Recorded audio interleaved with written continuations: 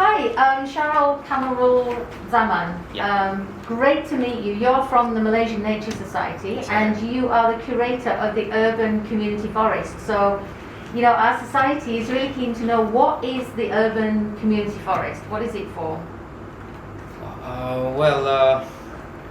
Urban community forest is short, UCF for short. Yeah, is basically an initiative which was started in 2017, and our main objective is to just create awareness among the urban population, urban citizens, about the importance of maintaining, retaining, and promoting more green areas within the city centre, specifically KL city centre, because a lot of the green areas within the KL city centre right now are slowly but surely disappearing, if not mostly gone by now.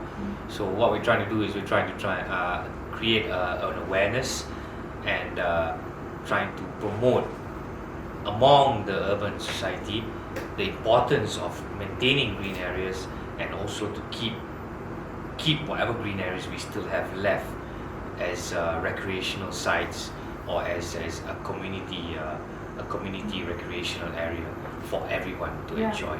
And why is it important that we preserve them? What benefit do we get from preserving them? Well, you can tell the difference between highly developed urban areas and small townships with a lot more nature surrounding them. The environment is really different. Yeah, you get cooler and more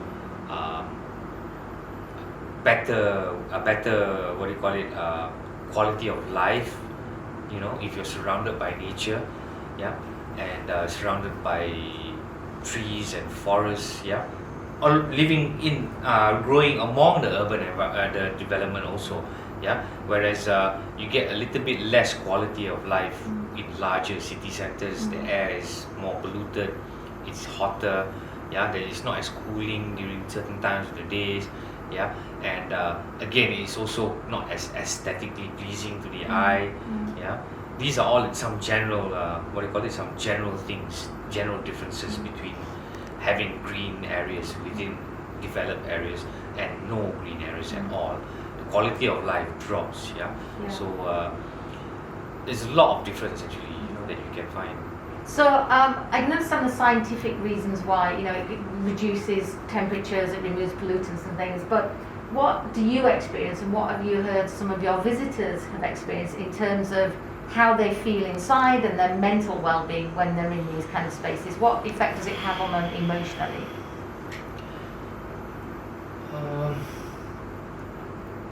Most of my groups, when I show them, or when they're in these environments, yeah, there's a sense of wonder, yeah, and a sense of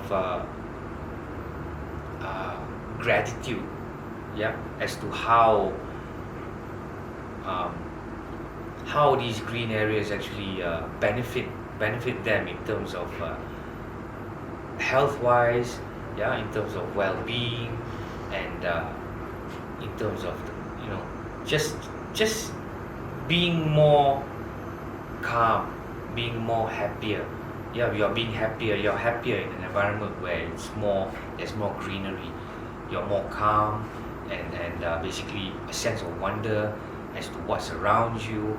Yeah, and instead of just looking at concrete walls and concrete towers and monuments, you're looking at things in detail. Yeah, like plants that grow around you. They actually show me that they are quite appreciative of what's around them.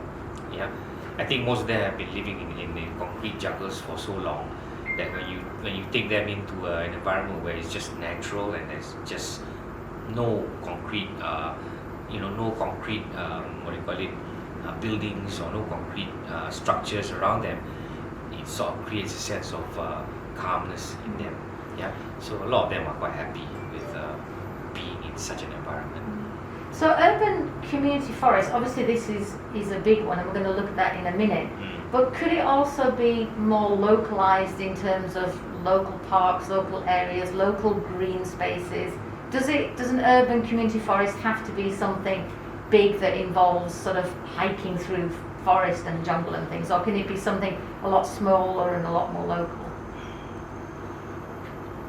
I don't think it should be too demanding, yeah, for people to come and visit, because you have national parks, you have sanctuaries, you have wildlife parks, you have, we have quite a lot of these bigger areas, so to say, and more challenging areas all around the country, East Malaysia and Peninsula included. But as for the environments we are referring to, they don't have to be too big. They don't have to be too challenging. It's something that every age group or every walk of life should be able to just breeze through, but at the same time get some enjoyment that they would get if they were to visit a national park, so to say, or if they were to visit a wildlife sanctuary, so to say. There are still things that can create a sense of wonderment, still things that can create a sense of curiosity about the natural environment around them, and also can promote good health, yeah, as far as mentally, as far as your mental health is concerned, or as far as your well-being is concerned. So it could be something as easily as walking through, maybe some of you may have heard of Lake Gardens, some of you may have heard of the Putrajaya Botanical Gardens, yeah. It could be something as easy as that, yeah. All walks of life, all age groups can just breeze through it, but at the same time they can still see what nature is all about. They can be close to the plants and the species of trees and shrubs that they would find in national parks, so to say, yeah. So it doesn't have to be too demanding, yeah. It can be very easy, something very easy for them to appreciate. We're at the biggest urban community forest now, are we not, in Malaysia? Where we are now at Federal Hill, it's the biggest one. And you have a role in terms of helping to propagate all the other forests. What do you do to help encourage these smaller community urban forests?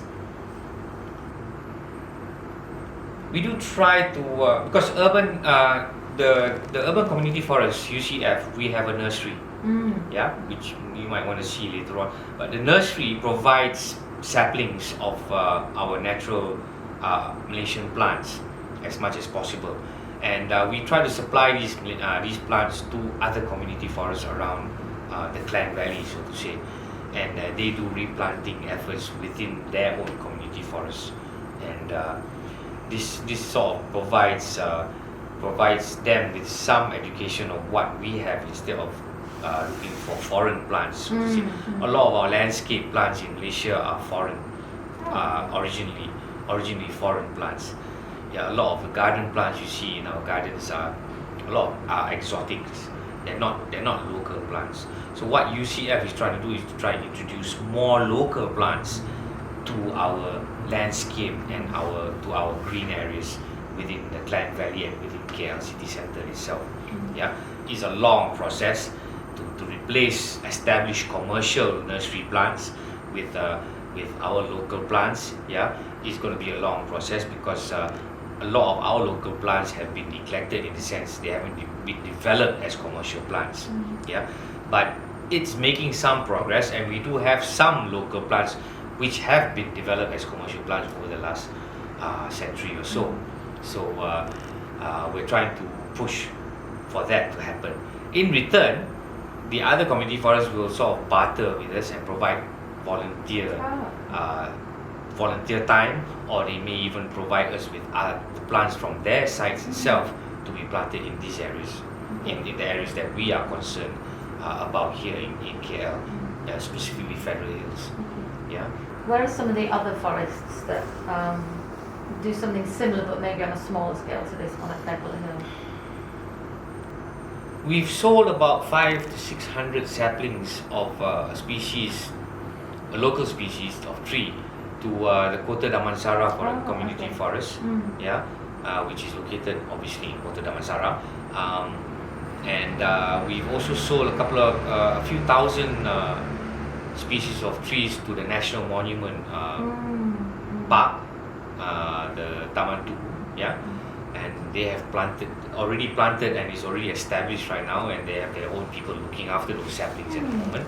Yeah, and Putrajaya also bought I can't remember now, I think it was about a thousand saplings also from us, give or take.